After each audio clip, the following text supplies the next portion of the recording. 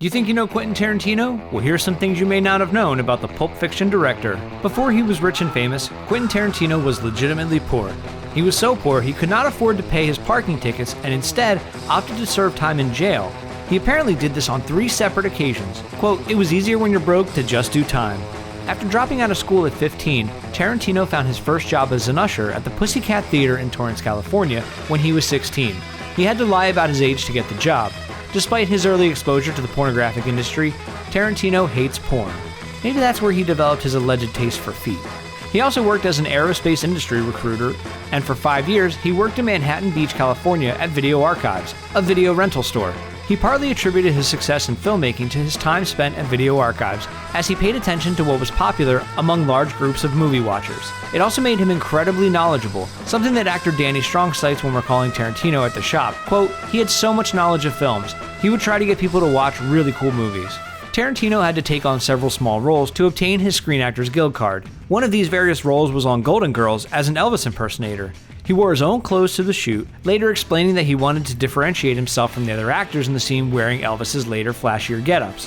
Quote, "I was the hillbilly cat Elvis. I was the real Elvis. Anyone else was Elvis after he sold out." Tarantino has, on several occasions, insisted that he will retire from filmmaking at age 60, where he will move on to authoring novels and penning books on film literature as well as plays. He has also cited retiring after he completes his 10th movie. He is firm on this notion, stating, quote, "I don't believe you should stay on stage until people are begging you to get off. I like the idea of leaving them wanting a bit more. I do think directing is a young man's game, and I like the idea of the umbilical cord connection from my first to last movie." Considering how he describes the way he writes his movies, transitioning into writing novels shouldn't be too difficult for Tarantino.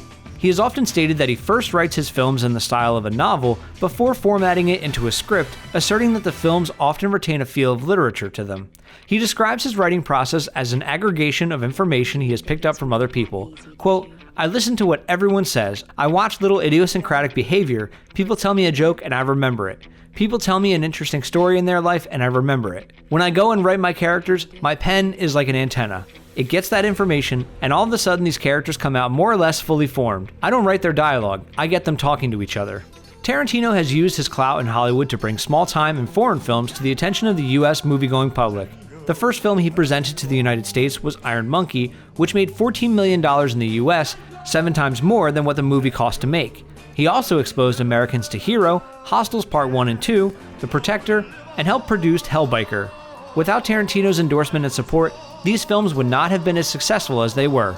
Similarly, Tarantino formed Rolling Thunder Pictures in compliance with Miramax to release and re-release independent and foreign films that otherwise would not have seen release, as Miramax didn't feel that there was enough interest in the pictures.